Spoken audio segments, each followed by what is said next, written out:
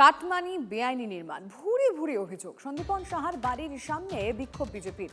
মুহূর্তে বাবা ছেড়ে চোর স্লোগানে উত্তপ্ত হয় এলাকা। বুধবারই বিধানসভায় বিরোধী দলের উপদলনেতা হয়েছেন সন্দীপন সাহা। একদিনের মধ্যেই তাঁরই বাড়ির সামনে বিক্ষোভ। আর ওদিকে আরেক উপদলনেতা জাভেদ খানের বিরুদ্ধে বেআইনি নির্মাণের অভিযোগে সরব স্থানীয়রাই। আপনারা যদি এই খেলা খেলেন, আমি কিন্তু বড় খেলোয়াড়।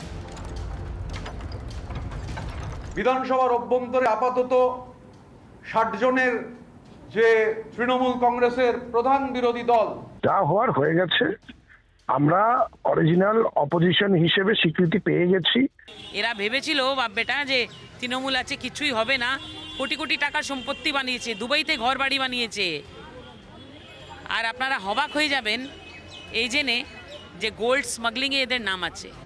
বিদ্রোহের ঝড়ে তছনছ ঘাসফুল। বিধানসভায় বিরোধী দলের দাবিদার ঋতব্রত রায়। উপদলনেতা হওয়ার পর ২৪ ঘন্টাও কাটল না, সন্দীপন সাহার দুয়ারে বিক্ষোভ। এরা ভেবেছিল বাপ বেটা যে তৃণমূল আছে কিছুই হবে না, কোটি কোটি টাকার সম্পত্তি বানিয়েছে, দুবাইতে ঘর বাড়ি বানিয়েছে। আর আপনারা হবাক হয়ে যাবেন এই জেনে যে গোল্ড স্মাগলিংয়ে এদের নাম আছে। স্থানীয় মহিলারা তারা কিন্তু ছোট ছোট গাড়িতে করে থানার সামনে এসে জমায়েত করতে শুরু করেছেন। প্রিয়াঙ্কা টিবরেওয়াল তিনি যেটা জানালেন আরও যে এই শুধুমাত্র ট্যাংরা থানাতে অভিযোগ জানানো নয়, ইডির কাছেও এদের এই সমস্ত বেআইনি কর্মকাণ্ড নিয়ে তথ্য প্রমাণ সহ তারা অভিযোগ জানাবেন বা সেই সমস্ত তথ্য তুলে ধরবেন। দুর্নীতি, তোলাবাজি, জমি দখল থেকে বেআইনি নির্মাণে একাধিক অভিযোগে থানায় প্রিয়াঙ্কা টিবরেওয়াল। খোঁচা দিতে দেরি করেননি শ্রীরামপুরের সাংসদ। প্রিয়াঙ্কা টিবরেওয়াল যা নিউজে দেখলাম, তা তো স্লোগান দিচ্ছে বাপ চোর ব্যাটা চোর বলে। তাহলে কি নিয়মটা, তাহলে কি জিনিসটা দাঁড়ালো, কিসের জন্য গেল আর কি জিনিসটা দাঁড়ালো, বি টিম কি কি পাচ্ছে সেটাই তো দেখা। এই আবহে শুক্রবারই সন্দীপন সাহার বাড়িতে যাবেন বিরোধী দলনেতা ঋতব্রত বন্দ্যোপাধ্যায় উপদলনেতার পাশে দাঁড়াতে। ওদিকে বেআইনি নির্মাণ নিয়ে নজর তিলজলা তপসিয়াতেও। বেআইনি নির্মাণের স্বর্গরাজ্য তিলজলা তপসিয়া।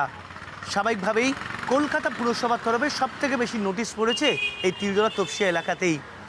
কিন্তু কলকাতা পুরসভার কাছেই তথ্য নেই তিলজলা তপসিয়াতে আদৌ কত বেআইনি নির্মাণ রয়েছে। जावेद खान का बेटा 90 प्रॉपर्टी ये लोग लूटा है। এলাকার বিধায়ক জাভেদ খান তার ছেলে ফয়েজ আহমেদ খান সরাসরি এর পেছনে রয়েছে বলেই দাবি সাধারণ মানুষের। আর দিনের পর দিন পুরসভার নিষ্ক্রিয়তার জেরে এই একের পর এক নির্মাণ তৈরি হয়েছে তিলজলা তপসিয়া সহ বিস্তীর্ণ কসবায়। ওনাদের পৈতৃক সূত্রেও কিন্তু এই জমিগুলো একটা দখলদারির ব্যাপার আছে। আপনি যদি আরও ডিটেলসে যান, ওনার পূর্বপুরুষ থেকে এই দখলের ব্যাপারটা একটা রয়েছে, কম টাকা দিয়ে জায়গাটা হরপ করে নেওয়া। এটাই হলো ওনার প্রথম কথা, প্রথম জিনিস। এখন পরের দিকে ওনার ছেলে ফয়াজ আহমেদ খান করছে। আমি জাভেদদার সাথে প্রায় 30 বছর ধরে রয়েছি এই এলাকায়, কিন্তু আমি এসবের বিরুদ্ধে। আমি কোনোদিনও এগুলোকে প্রশ্রয় দিইনি আর দেবও না। যে এই ইলিগাল কনস্ট্রাকশন বা যারা কাটমানি খেয়েছে বা যারা তোলাবাজি করেছে, আমি আমার মতন রাজনীতি করতাম। মূল প্রশ্ন একটাই, কার ছত্রছায়ায় এলাকায় এত বেআইনি বহুতল? আমি নাম বলবো না, আমি দেখলাম চোখের সামনে ওই সৌজন্য করার সময় মুখ্যমন্ত্রী তিনি তৃণমূল কংগ্রেসের এক বিধায়ককে হাসতে হাসতে বললেন, এবার আপনার ওই যেগুলো আনঅথরাইজড কনস্ট্রাকশন ওগুলো এবার একটু রেগুলারাইজ করে নিন।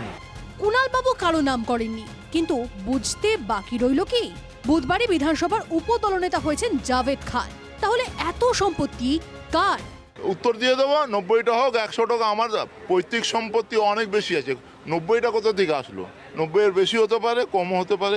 এবং ফয়াজ খান কেন, জাভেদ খানেরও অনেক সম্পত্তি আছে।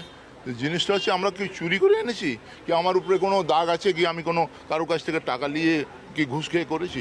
আগে উত্তরটা দিয়ে দিয়েছেন কসবার বিধায়ক। দুর্নীতি নিয়ে দলমত নির্বিশেষে আইনি ব্যবস্থার হুঁশিয়ারি দিয়েছে রাজ্য সরকার। এখন বিধানসভার বিরোধী দলের দুই উপদলনেতা সন্দীপন সাহা ও জাভেদ খানকে নিয়ে ঘটনা কোন দিকে মোড় নেয়, অপেক্ষায় Bangla. Bureau report, TV9 Bangla.